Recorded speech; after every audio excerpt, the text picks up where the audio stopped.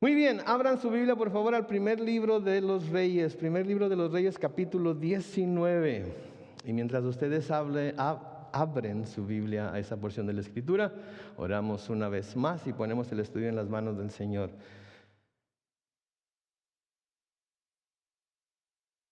Gracias, Señor, te damos una vez más por permitirnos estar en este lugar. Gracias, oh Dios, porque nos permites cantar a tu nombre, porque nos permites presentar los planes que tenemos como iglesia, para que nuestros hermanos estén orando por ellos, porque nos permites reunirnos y convivir los unos con los otros.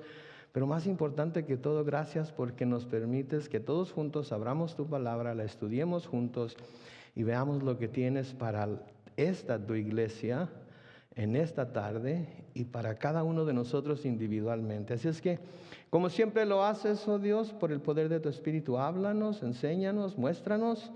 Y Señor, danos tanto el querer como el hacer de tu buena voluntad, según lo que vemos en tu palabra, en el nombre de Cristo Jesús. Amén. Y todos decimos, amén. Muy bien, hemos estado viendo en Primera de Reyes en la vida de Elías, y yo creo que nadie puede negar que Elías fue un gran hombre de Dios, un hombre poderoso de Dios, un hombre que le gustaba estar con Dios y que Dios le gustaba estar con él, un hombre a través del cual Dios se manifestó de maneras muy poderosas, un hombre a través del cual Dios manifestó su gloria y su poder. Y si yo hubiera sido Elías, creo que yo me hubiera sentido hasta cierto punto un poco importante, quizás, porque el Señor había manifestado su poder a través de mí. Quiero hacer un resumen rápido de lo que hemos aprendido acerca de Elías hasta ahorita, porque creo que es importante lo que ha pasado hasta ahorita para compararlo con lo que va a pasar y ver el contraste de la una cosa con la otra. Hemos visto que el profeta Elías acaba de tener, en el capítulo 18, acaba de obtener por el poder de Dios una tremenda victoria sobre las religiones falsas que practicaba el pueblo de Israel y sobre aquellos que eran los sacerdotes de algunas de las deidades que representaban esas religiones. Si Elías acababa de tener una victoria tremenda por el poder de Dios sobre estos falsos profetas, sobre estas falsas religiones, sobre estas falsas deidades. Estas religiones, estos cultos a esos dioses en ocasiones en el pueblo de Israel y especialmente en esta ocasión eran apoyados por algunos de los reyes que gobernaban sobre el pueblo de Dios. Eran apoyados por algunos de los reyes que gobernaban el pueblo de Dios. O sea que estos falsos profetas, estas falsas religiones, estos falsos cultos tenían el apoyo del gobierno.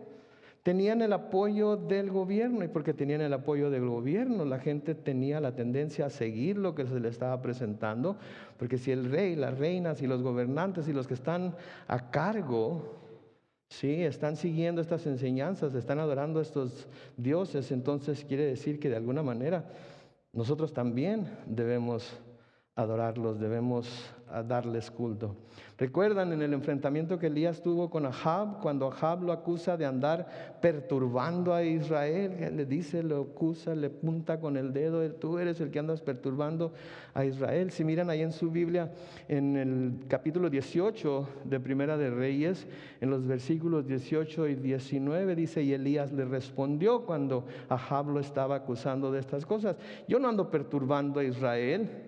Lo perturban tú y tu familia al apartarse de los mandamientos del Señor y seguir a las imágenes de Baal. Versículo 19 dice, pero ordena ahora que todo el pueblo se reúne en el monte Carmelo junto con los 450 profetas de Baal y los 400 profetas de Asera que Jezabel alimenta. Que Jezabel alimenta, lo que quiere decir que estos profetas eran apoyados por la reina, esposa de Ahab, y por Ahab, porque no parece que Ahab haya tenido el valor, pudiéramos decir, para reprender a su esposa por lo que ella estaba haciendo. Simplemente estaba siguiendo la corriente. Si eso es lo que la esposa quería, eso es lo que él también quería. Y parece ser que Ahab era una persona que le gustaba tener la fiesta en paz, pasara lo que pasara. Sí, porque si hay un dicho en inglés que dice, if mama ain't happy, ain't nobody happy. ¿Qué quiere decir? Que si la mamá no está contenta, quiere decir que nadie va a estar contento en la casa. Así es que Ahab parecía ser una de esas personas que le gustaba tener la fiesta en paz para que no hubiera ningún problema en casa. Ahora, otro gran triunfo de Elías fue que oró a Dios para que volviera a llover después de 3 años y medio de sequía. Y recuerdan ustedes, la última vez que estuvimos juntos hablamos de cómo cae una tormenta tremenda sobre Israel. Cae una tormenta que no pareciera que fuera a ser así, pero cae una tormenta tremenda sobre el pueblo de Israel. Y parecía que las cosas no podían estar yendo mejor para Elías, ¿no es cierto? Digo, si nos ponemos a ver lo que hemos visto de Elías y las grandes obras que ha hecho y acabó con los 450 profetas de Baal, y el Señor, lo vamos a mencionar ahorita más, parecía que todo estaba yendo viento en popa, como se dice en la vida de Elías, que todo estaba yendo de la mejor manera posible. Y yo me puse a pensar mientras estaba preparándome para este estudio, qué chulada. Cuando todo parece estar saliendo bien, cuando todo parece estar saliendo como nosotros queremos, cuando todo parece que Dios está de nuestro lado, nos sentimos guiados por Él, nos sentimos cuidados por Él, nos sentimos fortalecidos por Dios. Están pasando cosas a nuestro alrededor, pero nosotros nos sentimos seguros en la mano de Dios. Qué chulada cuando estamos en esas situaciones, amén. No se les hace. Qué chulada cuando estamos en esa situación, amén.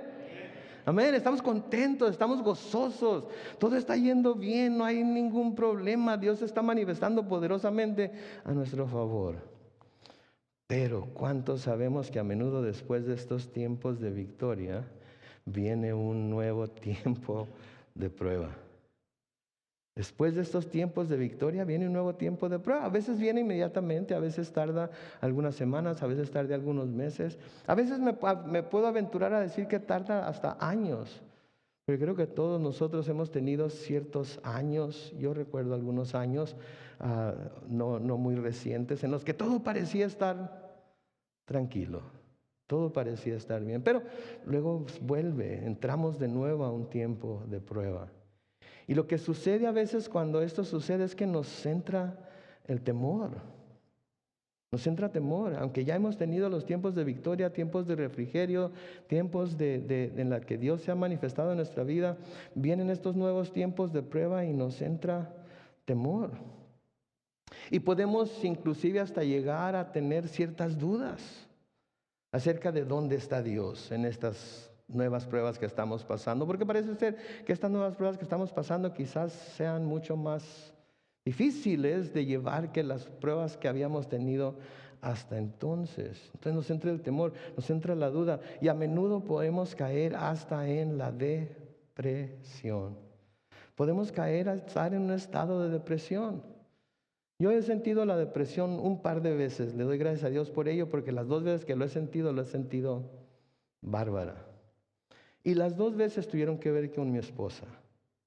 La primera vez, una vez que me mandó a freír espárragos porque ya no quería ser mi novia. Y terminó conmigo. Y caí en la depresión. Bajé como 15, 20 libras en cuestión de un mes. Fue lo único positivo que salió de eso. Les he contado, hablé con mi mamá, le pedí que hablara con ella, por favor que intercediera por mí con ella, etcétera, etcétera. La otra vez que caí en depresión fue cuando el Señor decidió llamarla a su presencia. Decidió llamarla a su presencia. Sí, caí en un tiempo de depresión, caí en un tiempo en el que no me quería levantar, caí en un tiempo en el que decía, Señor, llévame mejor. Pero luego empecé a pensar en mis hijos, en lo que Dios me había llamado a hacer, etcétera, etcétera. Y poco a poco empezó a volver el gozo de la salvación, volvió a volver el gozo de saber que estoy sirviendo a Dios, volvió a volver el gozo de saber que no perdí a mi esposa, porque un día voy a estar con ella en el cielo por toda la eternidad. Y aunque de todas maneras resulta ser difícil, de todas maneras hay esa consolación, ese consuelo que viene de parte del Espíritu de Dios en el que les digo una cosa y no se ríen de mí. Ayer llegué a mi casa y andaba buscando algo que comer y no encontraba nada. Y acá en el congelador miré un frasquito. Y en el frasquito tenía así como zanahorias, papas, ejotes y albóndigas. Antes de que el Señor se llevara a mi esposa al cielo, había hecho una olla de albóndigas y me encantaban sus albóndigas. ¿Y qué creen que hice? Pues claro, las saqué, las calenté y me las comí. Y eso como que trajo un calor de un amor profundo por mi esposa, porque ya se estaba diciéndole al Señor mientras me las estaba comiendo: Señor, dile que las estoy disfrutando mucho. Diles que me han hecho acordarme de ella y de lo rico que cocinaba. Dile, por favor. Entonces podemos caer en una depresión, podemos caer en ese estado de duda, podemos caer en ese estado de temor, en ese estado de depresión. Pero no es porque Dios haya menguado en poder, porque Él es el mismo ayer, hoy y por siempre. O no es porque nos haya abandonado, porque su palabra nos dice muy claramente que Él nunca nos dejará ni nos desamparará. Y no es porque quiera vernos en aprietos constantemente, para que aprendamos, para que lo busquemos con más fervor. No es por eso. ¿Saben por qué a menudo caemos en ese estado de temor y de duda y depresión? Es porque a menudo tenemos la memoria muy corta y se nos olvidan las otras ocasiones que hemos pasado por pruebas y el Señor ha estado con nosotros y nos ha ayudado a salir de la situación. Se nos olvidan esas cosas. Tenemos la tendencia a tener la memoria muy corta. Tenemos la tendencia a tener la memoria muy corta. O comenzamos a ver lo grande del problema que tenemos delante de nosotros ahora y nos parece que de definitivamente no vamos a poder salir ni Dios nos va a poder ayudar a salir de él. Y vamos a pensar de esa forma, como cristianos maduros podríamos llamarnos. Como cristianos que hemos tenido algunas batallas ya en nuestro caminar con el Señor, llegan momentos como esos y nos inunda el temor, nos inunda la duda, nos inunda la depresión, ¿sí? Nos inunda la depresión. Y esto mismo es lo que le pasó a Elías. Después de sus victorias, después de las manifestaciones del poder de Dios, después de ver que Dios estaba con él, después de que Dios lo había cuidado, después de que Dios había hecho todas estas grandes obras por medio de él, después de las señales de que Dios estaba de nuevo con él porque él buscaba estar con Dios, tiene que enfrentar algo que parece que lo puso a temblar. ¿Y saben qué fue lo que lo puso a temblar? Una mujer. Una mujer. Hay un dicho que dice que el infierno no tiene furia como la de una mujer despreciada. ¿Sí? Dice que el infierno no tiene furia como la de una mujer despreciada. Y Jezabel, creo yo que como vamos a ver ahorita, esta es la mujer por la que está temblando. Sin duda se sentía como una mujer despreciada. Su religión se había despreciado, sus sacerdotes se habían despreciado, sus dioses se habían despreciado. Sí, había quedado en ridículo todo lo que ella creía, todo lo que ella había puesto su fe, su esperanza, todo lo que ella había respaldado, había caído por los suelos, por el poder de Dios, y ahora se sentía una mujer despreciada. Y esto era lo que Elías ahora tenía que enfrentar. A esta mujer despreciada, airada por lo que Elías había hecho, enojada por lo que esto significaba para ella, por la pérdida que esto significaba para ella. Porque todo estaba fundado sobre lo que ella creía, en los dioses que ella adoraba, en los profetas que tenía a su servicio, y ahora todo ello está por los suelos. ¿Y cuántos sabemos que cuando a alguien se le tumba el santo de su devoción, se le tambalea toda la tierra? ¿Verdad? Por eso debemos tener cuidado de quién es el santo de nuestra devoción. Entonces aquí en el capítulo 19, noten ahí cómo comienza en los versículos 1 y 2 del primer libro de los Reyes, en donde se nos dice: cuando Ahab le contó a Jezabel, su esposa, todo lo que Elías había hecho y cómo había degollado a los profetas de Baal, Jezabel mandó un mensajero a Elías a que le dijera: que los dioses me castiguen, y más aún, si mañana a esta misma hora no te he cortado la cabeza como lo hiciste tú con los profetas de Baal. Noten la amenaza de Jezabel. Cuando Ahab va y le dice a Jezabel lo que Elías había hecho con los profetas de Baal, Jezabel reacciona de una manera completamente contraria a lo que se esperaría que alguien en su posición hiciera. Porque pónganse a pensar en lo que pasó, pónganse a pensar en lo que Elías hizo. Pónganse a pensar en lo que, como les estaba contando, esto significaba para Jezabel. ¿Cómo esperarían que reaccionara después de lo que Dios había hecho por medio de Elías?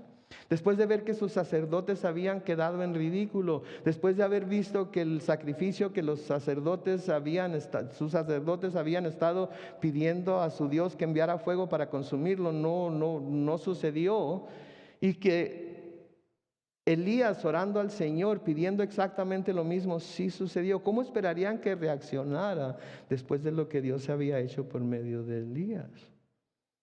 Se pensaría, yo creo, al menos yo pienso que se pensaría que probablemente el milagro en el Carmelo hubiera sido suficiente para hacer efectiva la conversión de ella, la conversión de Ahab, la conversión de su corte, la conversión del país entero. Pero definitivamente no fue así. Como que lo que sucedió ayudó para que Jezabel se llenara todavía más de orgullo, se llenara todavía más de ira, se llenara todavía más de deseos de venganza y de querer matar a Elías. Y noten lo que les dice de nuevo en el versículo 2, que los dioses me castiguen y más aún. En otras palabras, no solamente que me castiguen, sino que me hagan más mal todavía, que me hagan más daño todavía. Si en 24 horas no te he cortado la cabeza como lo hiciste tú con los profetas de Baal. No te he cortado la cabeza como lo hiciste tú con los profetas de Baal. Es asombroso para mí ver esto. Es asombroso para mí leer esto.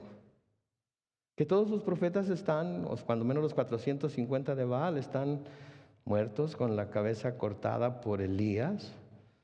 El poder de Dios se manifestó sobre el sacrificio que Elías había preparado. Y esta mujer no dobla la rodilla. Pero es como cuando pensamos que tenemos el argumento perfecto para convencer a nuestros familiares, a nuestros amigos, de por qué deben creer en Jesús, y los presentamos delante de ellos. ¿No les ha pasado así? Van a ir a visitar a la familia, van a reunirse con ellos, ya en otras ocasiones ellos les han hecho ciertas preguntas acerca de por qué creen lo que creen, y de que la Biblia es la palabra de Dios, y de que Jesús es el Salvador, etc. Y ahora que van a ir de nuevo a la casa de estos familiares, están preparándose.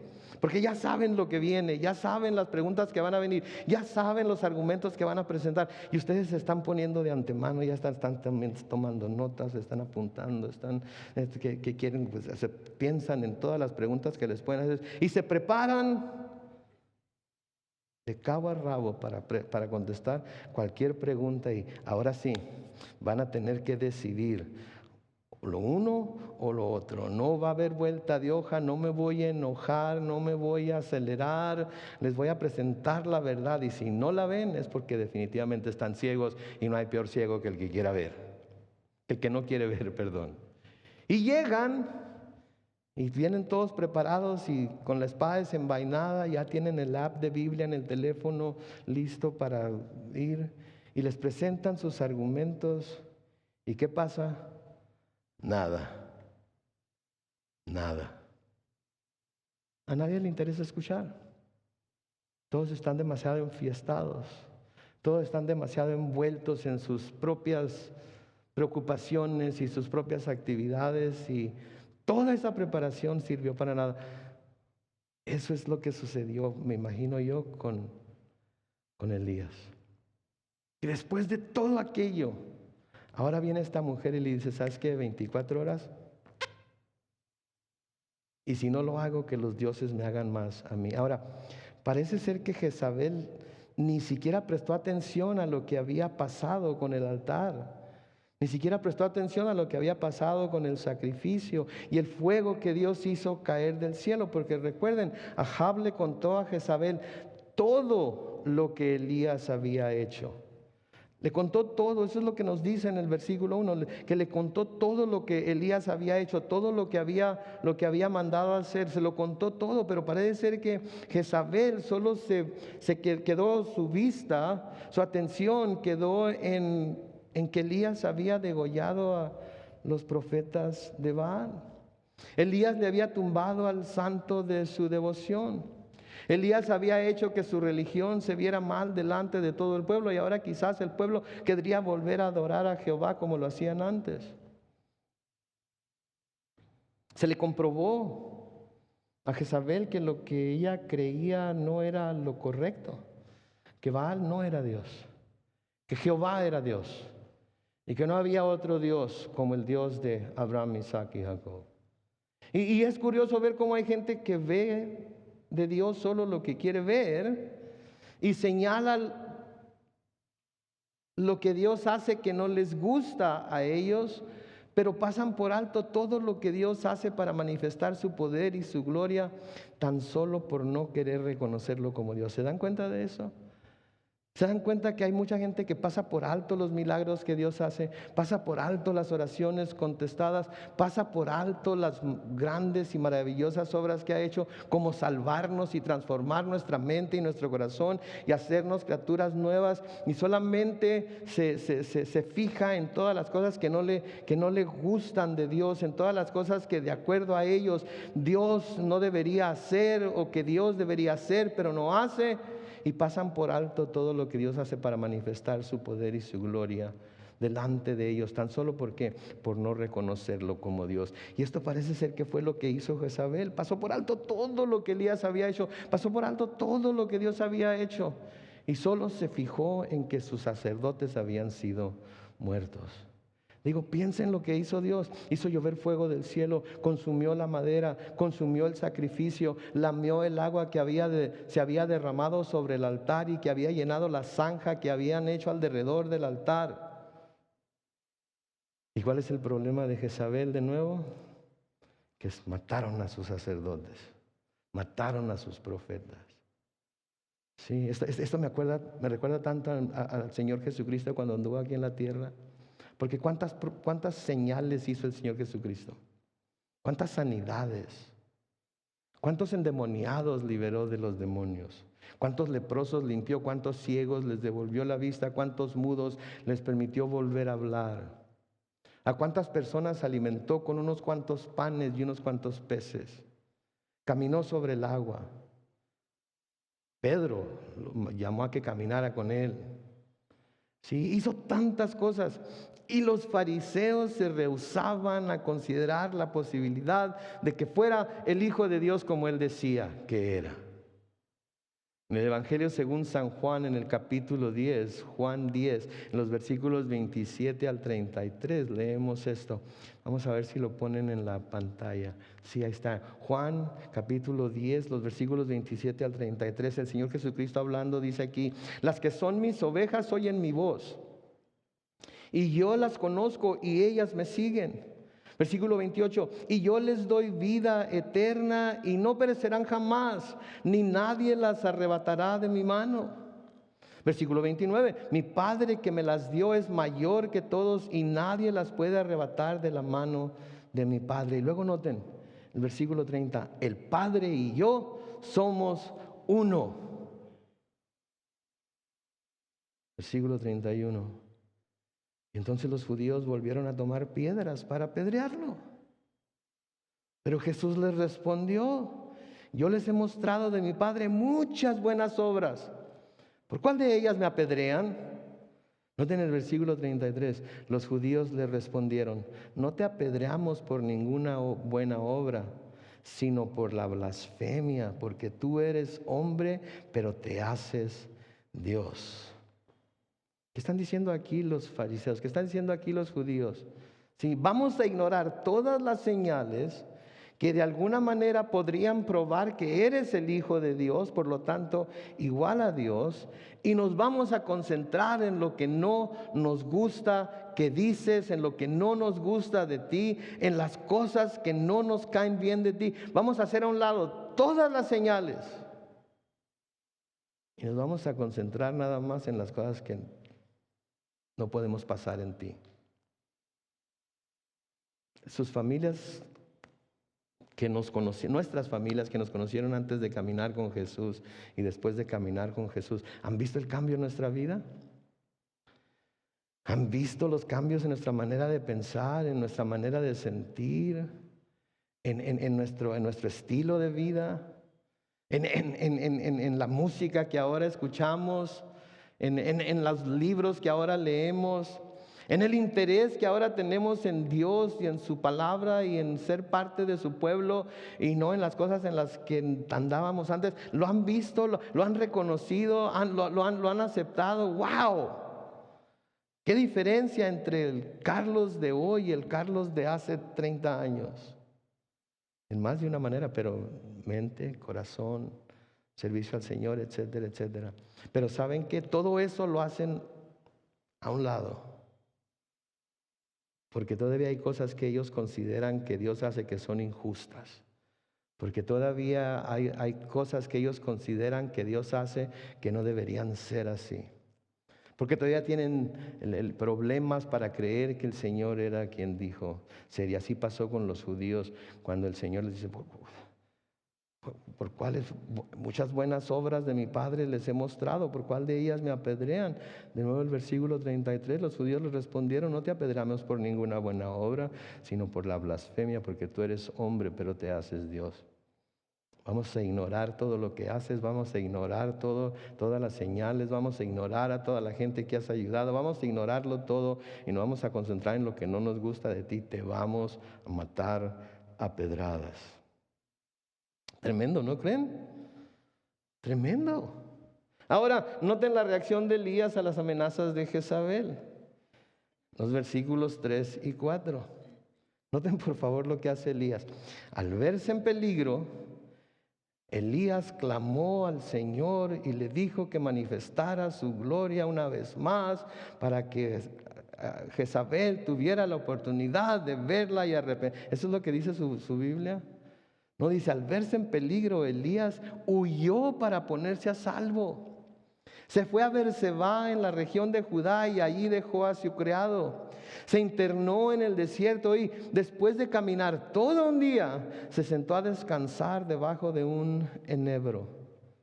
Y luego noten lo que dice la segunda parte del versículo 4. Me encanta la versión Reina Valera contemporánea como lo dice. Dice, con deseos de morirse, exclamó, Señor, ya no puedo más. Quítame la vida, pues no soy mejor que mis antepasados.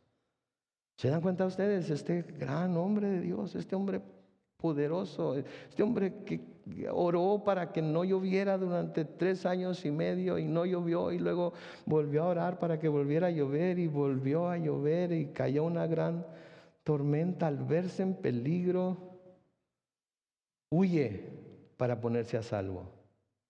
¿Dios no lo habría podido poner a salvo? Creo que sí. Dios no habría podido obrar sobrenaturalmente, acabar con Jezabel de una vez por todas, que lo va a hacer más adelante. Vamos a ver el fin tan trágico que tuvo Jezabel. Pero no hubiera podido hacer eso. Claro que sí lo hubiera podido hacer. Pero ¿qué nos muestra la reacción de Elías ante las amenazas de Jezabel? ¿Qué podemos ver aquí en la reacción de Elías ante las amenazas que está recibiendo de Jezabel? ¿Saben qué vemos? Vemos a un hombre poderoso de Dios caer en un estado quejumbroso de desesperación. ¿Escucharon lo que dije? Vemos a un hombre poderoso de Dios o a un poderoso hombre de Dios, como quieran decirle, caer en un estado quejumbroso y de desesperación. Pero pastor, los hombres poderosos de Dios no deben de tener esas experiencias. Los hombres poderosos de Dios no deben de pasar por esas situaciones. Los hombres poderosos de Dios no le deben temer a nada ni a nadie, porque si el Señor es por nosotros, ¿quién contra nosotros? Porque todo lo puedo en Cristo que me fortalece, porque todas las cosas obran para bien, para aquellos que son llamados, etcétera, etcétera. Un hombre de Dios, un hombre poderoso de Dios no debe caer en esas cosas. ¿Alguna vez han escuchado decir eso? ¿Alguna vez se les ha dicho, tú eres cristiano, qué no? tú eres cristiana, ¿cómo es posible que estés todo deprimido, que estés todo tumbado, que estés todo agüitado ahí? Oh my goodness, ¿saben que el cristiano que crea que puede pasar toda una vida sin este tipo de experiencias es un cristiano que se está engañando a sí mismo? Se está engañando a sí mismo, porque todos,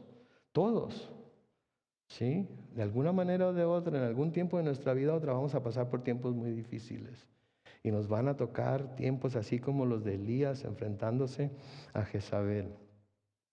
Pero vemos a este hombre poderoso de Dios. Sigue siendo un hombre poderoso de Dios. Pero ahora está desesperado, está asustado, se está quejando. Sí, noten la queja. Señor, ya no puedo más. Quítame la vida, pues no soy mejor que mis antepasados. Pero aquí es en donde debemos recordar lo que se nos dice en Santiago acerca de Elías. ¿Se acuerdan lo que se nos dice en Santiago acerca de Elías? Sí, en Santiago capítulo 5, y el versículo 17, Santiago 5, 17 dice, Elías era un hombre, lean lo que dice en la pantalla, con limitaciones que semejantes a ¿cuáles? A las nuestras. Elías era un hombre con limitaciones semejantes a las nuestras, pero oró con fervor para que no lloviera, y durante 3 años y 6 meses no llovió sobre la tierra. Pero lo que quiero que vean es que Elías era un hombre con limitaciones semejantes a las nuestras. Este gran hombre de Dios, se nos dice en las Escrituras, que era un hombre con limitaciones semejantes a las nuestras. Sí. Tenía las mismas debilidades, pasaba por las mismas situaciones, había cosas que lo deprimían, había cosas que lo llenaban de temor, como podemos ver aquí, había cosas que lo llenaban de valor también, pero tanto lo uno como lo otro, así era. Digo, el Señor Jesucristo también, cuando fue a orar al Getsemaní, dijo que su alma estaba triste hasta la muerte. Porque somos seres humanos y todas estas cosas son sentimientos y son cosas que de una manera o de otra pasamos. Y Elías no fue el único en las Escrituras. Alguien que tuvo mucha experiencia con cosas como esta fue David. David en el Salmo 69, en los versículos 1 al 4, en el Salmo 69, versículos 1 al 4, dice, sálvame, oh Dios, porque las aguas me han llegado hasta el cuello. Me encuentro hundido en un profundo pantano y no hallo dónde poner el pie. He caído en aguas abismales y me cubre la corriente. Versículo 3, ya me canso de llamar, ronca está mi garganta, mis ojos desfallecen en espera de mi Dios. Son más los que me odian sin motivo. Oh my goodness, ¿alguna vez se ha sentido así? Así como que, oh my gosh. Y si yo no he hecho nada, ¿de dónde está saliendo tanta gente que me odia? ¿De dónde está saliendo tanta gente que quiere mi mal? ¿De dónde está saliendo tanto enemigo? Señor, sálvame. Sí, no está hablando aquí de aguas que le hayan llegado al cuello literalmente. Está hablando del odio, está hablando de la persecución, está hablando de aquellos que quieren hacerle daño. Me encuentro hundido en un profundo pantano y no hay dónde poner el pie. Otra ocasión en la que David dijo algo así, no lo van a poner en la pantalla, pero si quieren buscarlo, encontramos en el Salmo 31, los versículos 6 al 16, en donde David dice lo siguiente, Señor, yo confío en ti, pero odio a los que adoran ídolos huecos. Yo me lleno de alegría por tu misericordia, pues tú has tomado en cuenta mi aflicción y conoces las angustias de mi alma. No me has puesto en mano de mi adversario, más bien me has plantado en lugares amplios. Ten misericordia de mí, Señor, porque estoy muy angustiado. Mis ojos se consumen de tristeza, lo mismo que mi alma y todo mi ser. Versículo 10 dice, mi vida se va consumiendo de dolor, mis años transcurren en medio de suspiros. La maldad acaba con mis fuerzas y hasta mis huesos se van debilitando. Todos mis enemigos se burlan de mí y más aún mis vecinos. Soy el hazmerreír de mis conocidos, los que me ven en la calle huyen de mí. Me han olvidado como a los muertos, hasta parezco una vasija hecha pedazos. Versículo 13 sigue diciendo, puedo oír como muchos me calumnian. Hay terror por todas partes. Mientras tanto, todos conspiran contra mí y hacen planes para matarme. Solo piensan quitarme la vida, Señor. Yo confío en ti, declaro que tú eres mi Dios. Mi vida está en tus manos. Líbrame de mis enemigos y perseguidores. Haz brillar tu rostro sobre este siervo tuyo. Sálvame por tu misericordia. Escuchan el dolor de David, escuchan el alma quebrantada, escuchan el peso de lo que está teniendo que cargar, lo escuchan en su voz. Por más que quisiéramos usar la inflexión de voz para poder dar a entender lo que pensamos que David está sintiendo, creo que cada uno al leer cosas como esta le pone su propia inflexión y se da cuenta de lo pesado que era la prueba que estaban pasando. Ahora esa es la reacción que tuvo Elías a las amenazas de Jezabel, pero en los versículos que siguen vemos la reacción de Dios ante la reacción de Elías a las amenazas de Jezabel. Entonces vimos la reacción de Elías a las amenazas de Jezabel, pero en los próximos versículos vemos la reacción de Dios ante la reacción de Elías a las amenazas de Jezabel. Noten el versículo 5. Se recostó entonces bajo la sombra del enebro y se quedó dormido. Más tarde un ángel vino y lo despertó y le dijo, levántate y come. Y cuando Elías se sentó, vio cerca de su cabecera un pan que se cocía sobre las brasas y una vasija con agua. Comió y y bebió y se volvió a dormir. Qué chulada, ¿verdad? Huye, se esconde, se recuesta bajo la sombra del enebro que encontró, se queda dormido. Y viene un ángel del Señor que lo despierta y le dice, levántate y come. Y luego come, después de que come, ¿qué hace? Come, bebe y se vuelve a dormir. Noten cómo Dios no le concede a Elías la muerte que pedía. No lo va a dejar que se escape de la situación así de fácil. Si muy fácil hubiera podido decir, ok Elías, ¿sabes qué? Ya cumpliste con tu misión.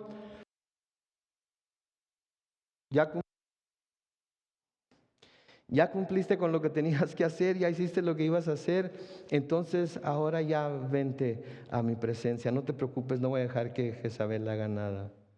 Pero noten que el Señor no le concede a Elías la muerte que pedía. Pero notan otra cosa, que Dios no regaña a Elías por su decisión de huir de Jezabel, a pesar de lo que el Señor había hecho por medio de él. ¿Qué le hubiéramos dicho nosotros a Elías después de su huida? ¿Qué le hubiera dicho usted a su esposo? ¿Qué le hubiera dicho usted a su esposa? ¿Qué le hubiera dicho usted a su pastor si su pastor se encuentra en una situación en la que está todo deprimido, todo caído, todo tumbado? O a su esposo, o su esposa, lo que sea. ¿Cómo reaccionaría? ¿Qué le diría a usted? Levántate, ¿qué estás haciendo ahí tirado? Sacúdete. Despierta, estás muerto, estás muerta, ¿qué te pasa? ¿Qué no sabes que Dios está contigo? ¿Qué no sabes que Dios no te deja ni te desampara? ¿Qué le hubiéramos dicho nosotros a Elías? ¿Qué Dios hizo por Elías, noten, lo mismo que había hecho por él en el pasado. Lo mismo que había hecho por él en el pasado. ¿Se acuerdan lo que el Señor hizo por Elías en el capítulo 17 de Primera de Reyes? Primera de Reyes 17, versículos 3 y 4. El Señor le dice a Elías, sal de este lugar y vete al oriente, escóndete ahí cerca del arroyo de Querit frente al río Jordán.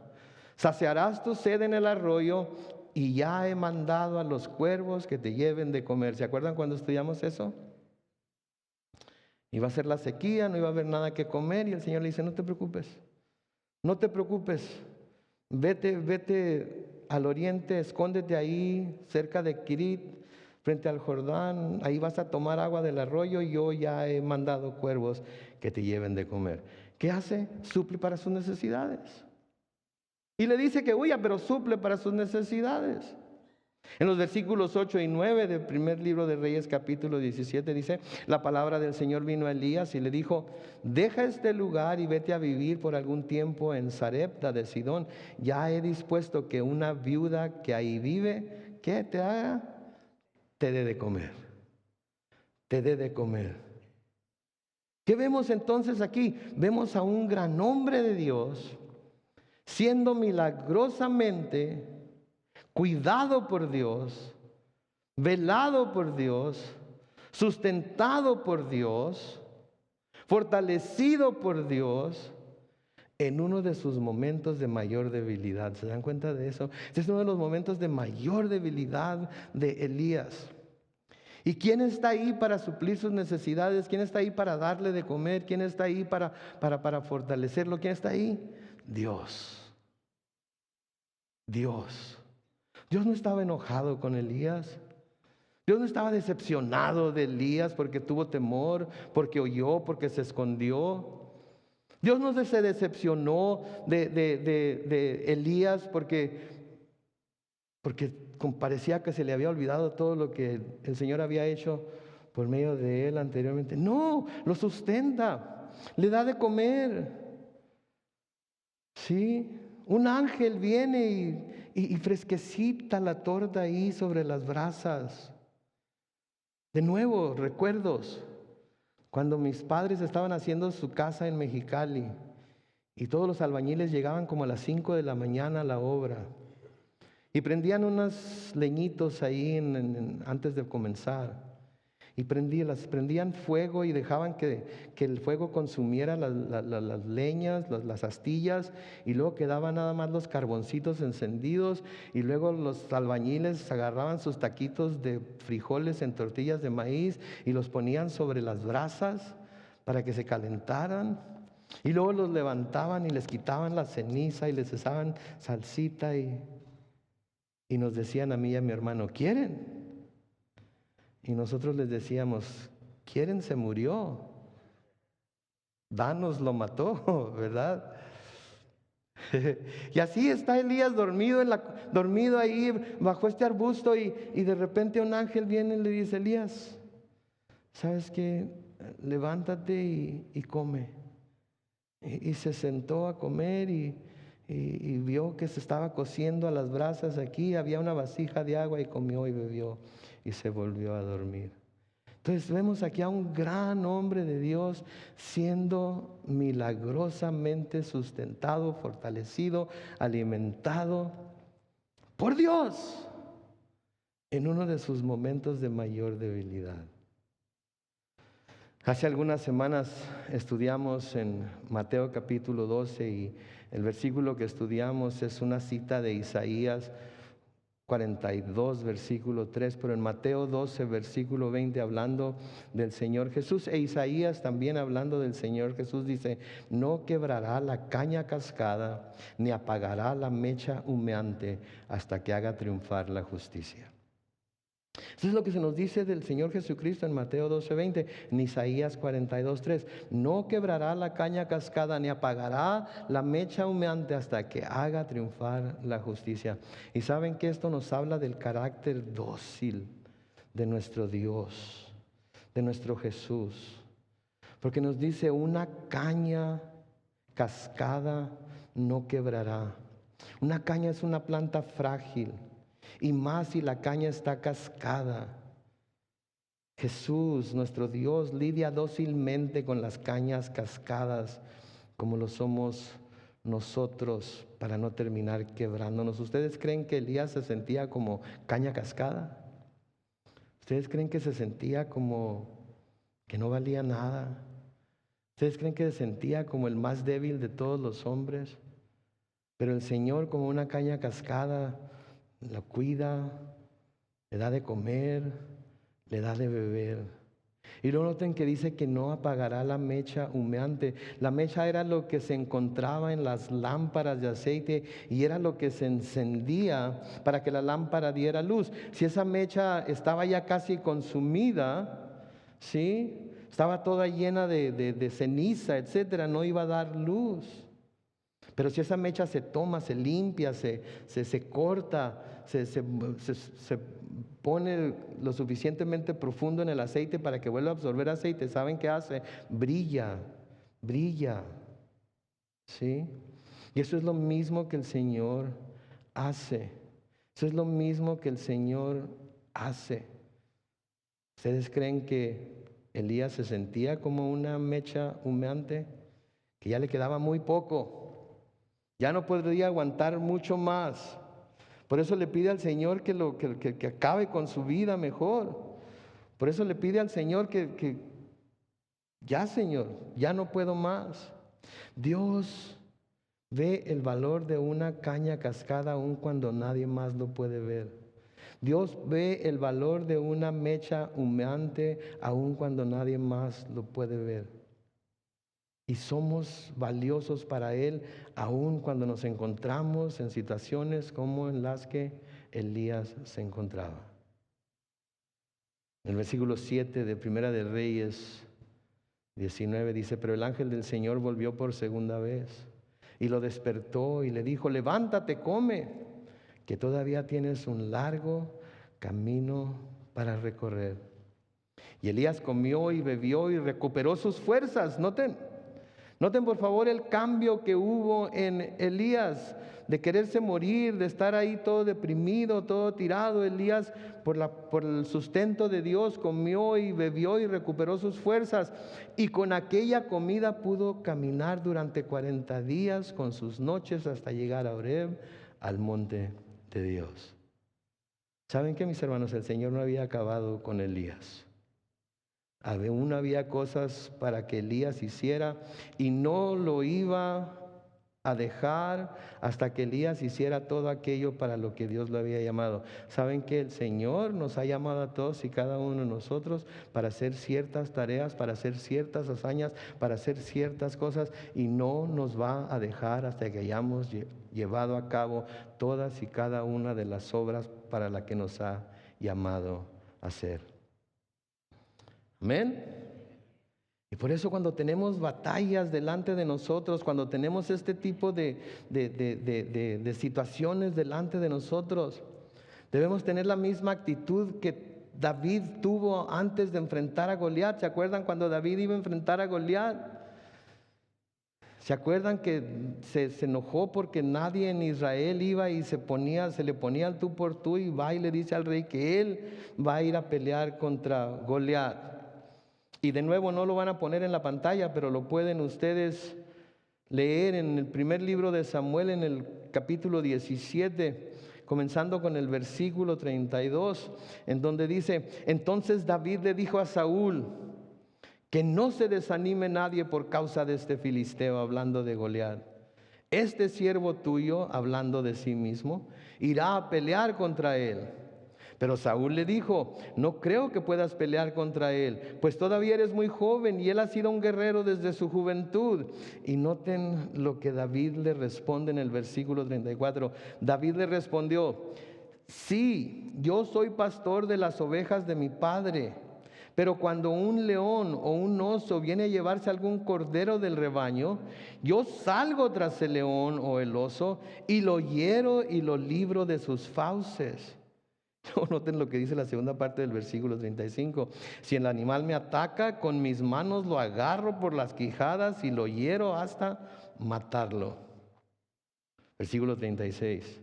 No importa si es un león o un oso, tu siervo los mata. Y este filisteo incircunciso es para mí como uno de esos animales, porque ha provocado al ejército del Dios vivo. Versículo 37, todavía añadió David, escuchen por favor esto, léanlo si lo tienen delante de ustedes: el Señor me ha librado de las garras de leones y de osos, y también me librará de este filisteo. Y Saúl le respondió: ve pues, y que el Señor te acompañe. ¿Se fijan ustedes? ¿Se fijan ustedes en quién estaba confiando David para ir a pelear contra Saúl, contra Goliat? En Dios. ¿Por qué? Porque Dios lo había librado del oso y del león anteriormente. Y por las victorias que había tenido anteriormente, pues de la mano de Dios, ahora podía con toda confianza ir a pelear contra Goliat, sabiendo que aunque Goliat iba con sus armas, con su lanza, con su jabalina, él iba en el nombre de Jehová de los ejércitos. Entonces tenemos que ver las victorias pasadas para poder sobrepasar las pruebas presentes. Amén. Tenemos que no ser tan olvidadizos. Por eso es bueno tener un diario, un journal en donde escribimos las cosas que el Señor ha hecho por nosotros, las oraciones que nos ha contestado, las veces en las que hemos tenido luchas tremendas que librar, pero que Él ha estado de nuestro lado. Me encanta lo que escribe Pablo. Pablo escribe en 2 de Corintios capítulo 1, los versículos 8 al 11 lo siguiente. Lean conmigo. Dice: hermanos, no queremos que ustedes ignoren nada acerca de los sufrimientos que padecimos en Asia. Noten por favor lo que sufrieron ellos, porque fuimos abrumados de manera extraordinaria y más allá de nuestras fuerzas, de tal modo que hasta perdimos la esperanza de seguir con vida. Quédense ahí un momento. Noten, fuimos abrumados de manera extraordinaria. O sea que no fue cualquier cosa lo que les sucedió. Fueron abrumados en formas que nunca esperaban haber sido abrumados, en formas que quizás no podían describirle a los hermanos que habían sido abrumados, cosas que nunca se imaginaron que iban a tener que pasar por ellas. Y todavía más allá de nuestras fuerzas, de tal modo que hasta perdimos la esperanza de seguir con vida. Versículo 9: pero la sentencia de muerte que pendía sobre nosotros fue para que no confiáramos en nosotros mismos, sino en Dios que resucita a los muertos. Quédense ahí de nuevo. Pero la sentencia de muerte que pendía sobre nosotros fue para que no confiáramos en nosotros mismos, sino en Dios que resucita a los muertos. ¿Saben que yo creo que por eso Elías tuvo que pasar por lo que tuvo que pasar? Porque sí se hubiera podido llenar de orgullo, ¿no es cierto? Sí se hubiera podido llenar de soberbia, sí hubiera podido creer que era el papá de los pollitos por todo lo que Dios había hecho. Pero el Señor lo dejó pasar por lo que estaba pasando para que viera, sí, para que viera que no tenía que confiar en sí mismo, sino en Dios. Sí. Versículo 10 de 2 de Corintios 1 dice: y Él nos libró tiempo pasado y nos libra tiempo presente, y aún tenemos la esperanza de que Él seguirá librándonos en tiempo futuro de tal peligro de muerte. ¿Creemos eso? Creemos eso, creemos que Dios nos ha librado en tiempo pasado, nos libró en tiempo pasado, nos libra ahorita en tiempo presente, y aún tenemos la esperanza de que Él seguirá librándonos de tal peligro, cualquiera que sea el que estemos enfrentando. Pero luego hay algo que Pablo pide que sus hermanos hagan por él. Si ustedes nos apoyan con sus oraciones por nosotros, si muchos oran por nosotros, también serán muchos los que den gracias a Dios por el don concedido a nosotros por tantas oraciones. Mis hermanos, se nos habló acerca de la importancia de la oración el domingo. Y creo que en donde estamos en la palabra es en donde estamos. Y creo que la oración es parte importantísima de nuestro caminar cristiano como individuos, de nuestro caminar como iglesia, de nuestro servicio a Dios como parte del pueblo de Dios. Se los he dicho ya por algunas semanas, pero todos los domingos a las 12:30 nos reunimos en el salón 101 para orar antes del servicio, para orar por nuestros voluntarios, para orar por el grupo de alabanza, para orar por los maestros de escuela dominical, para orar por el mensaje, para orar por las personas que nos vienen a visitar. Hemos ido de 10 a 12 personas que nos hemos dado cita en punto de las 12:30 en el salón 101 para orar. Les invito a todos Les invito a todos, no sé cómo lo vamos a hacer, pero les invito a todos los que tengan corazón para hacerlo, a venir y poner nuestra iglesia, nuestro servicio, nuestros hermanos, etcétera, etcétera, en las manos de Dios. Porque es una lucha la que estamos luchando cada domingo. Es una lucha la que estamos luchando cada vez que se abren las puertas de la iglesia. ¿Sí? Una lucha entre aquellos que quieren mantener a la gente fuera de este lugar y aquellos que quieren traerlos a este lugar para que se acerquen más a Dios, para que conozcan mejor a Dios, para que sepan más acerca de lo poderoso, de lo lleno de gracia, amor y misericordia que es Dios. Les invito a que estemos orando los unos por los otros y a que tengamos esa misma fe de David, que él sabía que así como el Señor lo había librado del león, del oso, etcétera, etcétera, así lo libraría de Goliat, y así fue como sucedió. Y la misma fe de Pablo, sí, que el Señor lo había librado anteriormente de las cosas por las que había tenido que pasar, que lo estaba librando al momento de escribir la carta de las cosas por las que estaba pasando, y tenía la esperanza de que Él seguiría librándolo de tal peligro de muerte. Claro que hasta que el Señor decidiera que era suficiente, pero lo iba a seguir librando hasta que cumpliera sus propósitos. Y es lo mismo que nosotros tenemos que creer, y es en lo mismo que nosotros tenemos que confiar. Vean a su alrededor. ¿Están todos aquí? Véanse a sí mismos. ¿Están aquí todavía? ¿Saben por qué estamos aquí? Porque Dios todavía tiene algo para hacer para cada uno de nosotros. Y tenemos que mantener los ojos abiertos, los pies prestos, el corazón dispuesto para hacer lo que el Señor nos está llamando a hacer. Amén. Oremos. Padre Celestial, te damos gracias, Señor, en esta noche por tu palabra. Bendecimos tu nombre. Gracias, Dios, por las lecciones aprendidas por medio de la vida de Elías hasta ahorita. Gracias, Señor, por esta porción de las Escrituras en las que nos muestras que en realidad Elías era uno como todos y cada uno de nosotros, con nuestras mismas limitaciones, nuestras mismas debilidades, nuestras mismas dudas, nuestros mismos temores, Señor, con una memoria tan corta como la nuestra también. Pero gracias que lo usaste como lo usaste, gracias que manifestaste tu poder a través de él. Te pedimos, Señor, que nos des el mismo corazón de Elías, que podamos estar siempre listos a obedecer tu llamado, que podamos estar siempre listos a responder positivamente a lo que nos hayas llamado a hacer, y que siempre estemos dispuestos a ser honestos contigo, a no tratar de esconder nuestras debilidades, a no tratar de esconder nuestros temores, a no tratar de esconder nuestras aflicciones y hasta nuestras depresiones, Señor. No hay ninguna vergüenza en sentir todas estas cosas, en pasar por todas estas cosas. Al contrario, lo único que muestran es que somos humanos y que dependemos mucho más de ti por ello. Así es que ayúdanos, Señor.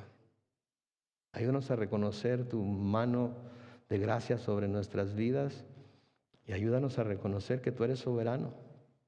Tú eres Dios y nosotros no. Ayúdanos a confiar en ti, Señor, hoy y siempre. Nos ponemos en tus manos y te damos honra, gloria y alabanza. Y lo hacemos todo en el nombre glorioso de Cristo Jesús. Y todo el pueblo de Dios dice, amén.